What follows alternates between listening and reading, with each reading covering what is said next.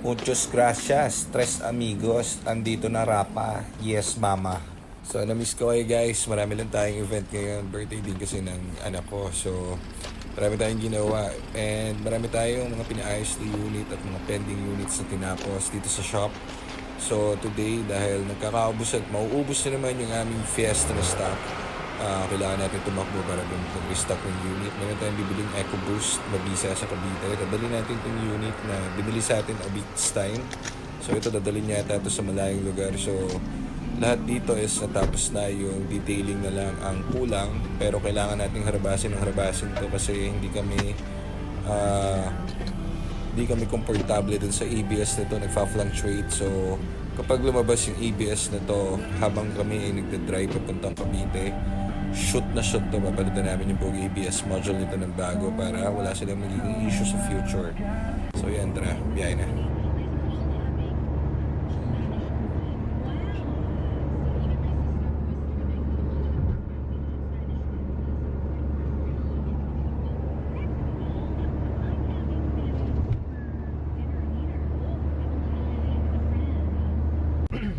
So, pinapatesting sa atin to. Itong unit nila ma'am, binili sa atin. So, may lumabas na teka, ayun o. Kira pala yung zoom nito. Lumabas yung ABS nya yan. So, good for us. Good for us. So, palit tayo ng buong ABS module dito sa kotse. Nawawala siya tapos nagkakaroon eh. Pero dapat to, 0-0, di ba Jad? Para walang problema. So, saan tayo babiyahe ngayon Jad? Sa Cavite, Dasma. Cavite, Dasma daw kami ngayon. May kukuhanin tayong EcoBoost doon, pambabiyahin natin to. Ano nangyari sa shifting, Nico? Mas pumina sa reprogram natin, ano na lang, 2,000 na. Sobrang smooth. ABS na lang tayo. So, ABS module, simple problem. Sa labas, yung ABS module, ang repair natin dyan, 25. So, sa atin, syempre, galing sa atin tong unit, palit yung buong module. So, palitan natin yung buong module. Shifting is all good, temperature all good. ABS na lang ang kulang nito. Tapos final detail, makukuha na ni ma'am to. Nice!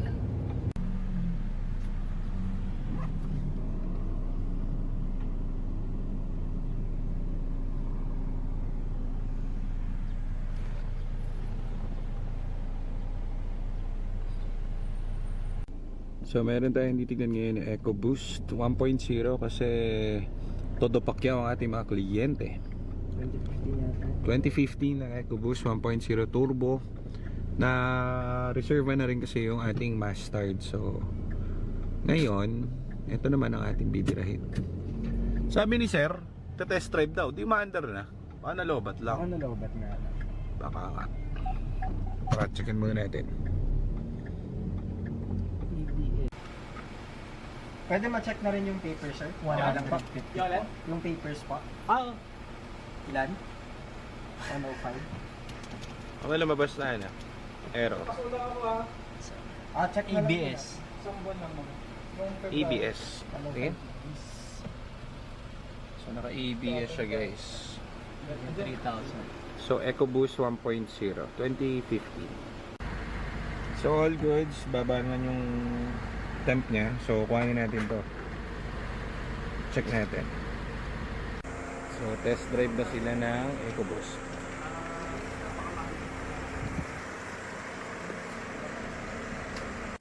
So test drive kami ni Jared Boy.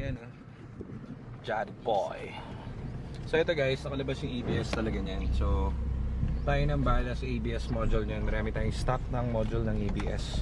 Ang mapapansin nyo, kapag ABS guys ang may problem, papakita ni Jad sa inyo. I-demo mo nga Jad kung anong silbi ng walang ABS. Ito paangat. Papakita ni Jared sa inyo. Kunyari, matraffic kayo ng paangat. Ang ABS, tandaan nyo, feature lang yan. Hindi yan ibig sabihin wala kayong preno. Feature lang ng preno yan. Pero importante yan. Kayo ng... Yan. Yan walang ABS. So ngayon, pag walang ABS, murong, maatras ka. Tama. Wala Pag tinanggal kayong niyo hill yung start. prena, pag wala kayong preno, maatras. Yun ang downside ng walang ABS. Kasi wala kayong hill start assist. Ngayon, kapag kami ABS na yan, kapag pinreno mo yan, naka-slant ka lang na ganyan, naka-steady ka lang. So pwede mo yan ipambagyo. Huwag kayo magbabagyo nang wala kayong ABS.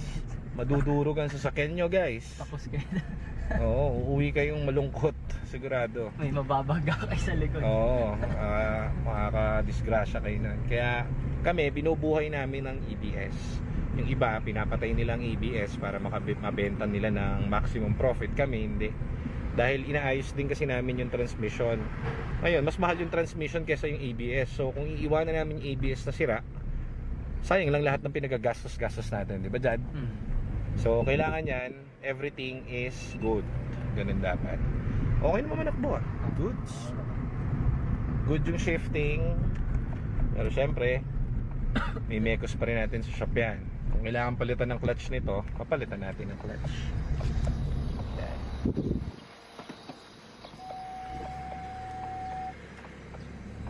Kung dalubasa ka na mag-test drive, Brad ah. Nakatodo yung ano, yung... Sige, sa ano mo ron? sir. Dito tayo o dito? Hindi, sa taas? ano mo? Diretso natin. Buga mo. Shh.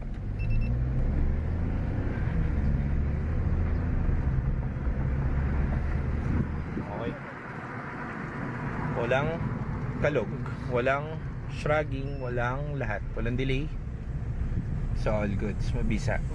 So ito guys, kung mapapansin nyo ulit, take note, wala kaming kahit, di nyo kami makikitang merong ahente or nakita nyong lahat yan is first owned. Hindi kami bumibili sa marketplace. So hindi ko, that doesn't mean na maraming okay sa marketplace. Okay, ano lang, meron lang kami system na lagi sa first owner sa amin mag-i-inquire muna. So yung mga yan, itong mga unit na ganito, kung makikita nyo, fresh yan kasi galing yan sa mismong first owner. Mahirap kasi kapag mga second, third owner guys, eh marami pang kwento yan, maraming nangyari, maraming event, maraming agenda. Maganda yung directly dun sa first owner kasi yung nakapangalan. Yung papel dito kanina kasi, eh nakapangalan lahat kasi ano? Sir, Doon sa nagbebenta sa amin. Bahay niya rin mismo yan. asawa ni sir. Oo, and everything. So, all goods. Wala kaming pumapalya na kotse na about sa papers. Lahat yan all goods. Ayan, balik na natin. Bili na natin lang, to. parang may mas gaganda pa. Yung temperature. Palit tayong cooling system. Walang problem. So, ito guys, yung EcoSport natin na i-release siguro by Friday. Yon. So, tirik ng araw. Let's go. Biyahe nito is Manila to malayong parte ng Cavite to eh.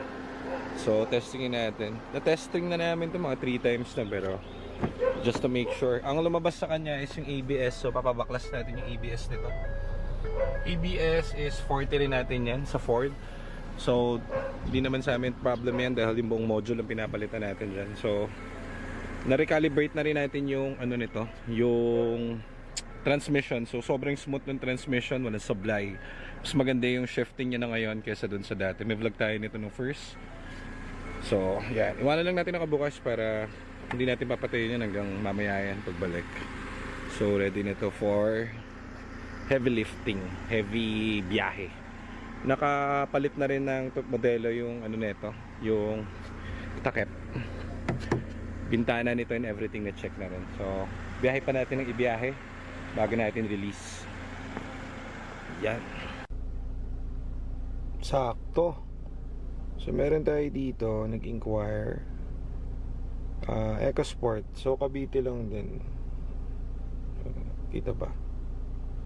Cavite lang din siya. So andito kami sa Cavite ngayon. Binibili natin yung EcoBoost. So baka madaanan natin to. Hindi sayang ang biyahe natin for today. Nice, nice. Freshly lang to. Fresh na inquire. So, tara puntahan natin. Igutan na rin natin to. Sayang. Ganda. Dasma kami ngayon. Oh, yan. So, Tinawagan na ni bibigyan Nico. namin tong ano, Kasi Ford Fiesta dito. may If binili ever tayo. kung available kayo ngayon man. EcoBoost pwede dito. natin daan. Ayan, nabasin natin. Okay. Baka sasakyan mo din na rin natin. Sakto may kasama po kaming driver na extra. Eh, isa lang kasi itong nakuha namin ngayon na EcoBoost. Eh, nag-inquire to sila ma'am. Sana para Nag-inquire to sila ma'am. Pumasok EcoSport. Eh, dito lang din yun. Lapit lang. So, bilhin na rin natin yung EcoSport niya. Gandang manakbo na itong EcoSport. So, binili nila ma'am. Goods. lamig ng aircon na nakakapasok. Baka pwede na. Mig. Kasi, pilit namin naman. Tara, pagdaan natin yung kabila. Sana pumayag. Ito deal na ginagawa na natin papers tong EcoBoost. Ay, ikutan muna natin pala. Eh, EcoBoost.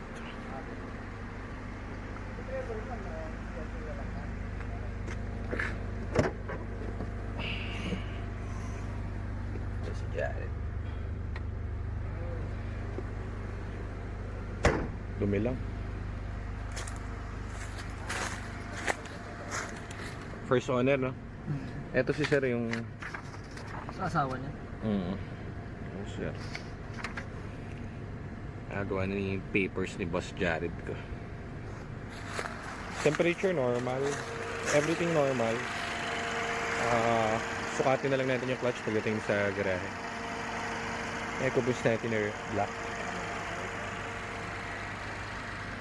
Goods.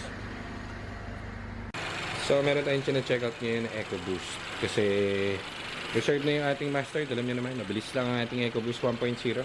All goods naman, EBS lang yung issue.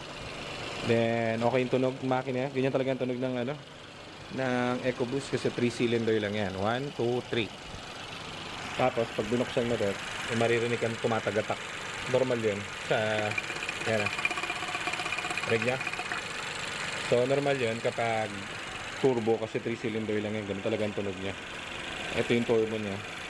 Okay yung cooling system. Pero kung papansinin mo, palit na. So, be mindful kasi baka mamaya kaya ito pinalitan.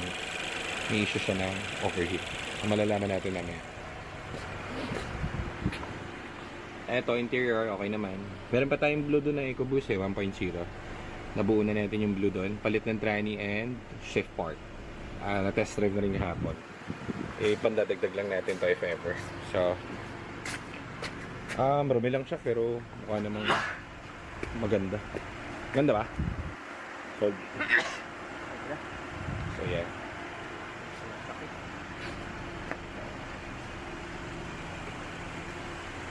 Check natin yung loob. So, 101 na. Try natin kung tataas pa. Ayun, nag-on na. Ayun, nag-on yung fan. So, dapat yan bumaba. Dapat yan, imbis na tumaas, bumaba kasi nag-high speed na yung fan niya. Nag-automatic kasi yan, 100. Ito delay, 101. So, yan, bumaba. So, meaning, goods ang kanyang cooling system. Kapag yan tumaas, kunwari, bumukas na yung fan doon, yung high speed, low speed kasi yan, saka high speed. Ngayon, pag nag-100 na, mag-high speed na yan. Ngayon, pagka yan, tumaas pa rin, hindi bumaba, may something yan. So, ganyan yan, pag titingin kayo ng Ford unit. So, sir, thank you sir ha. Salamat po. Thank you.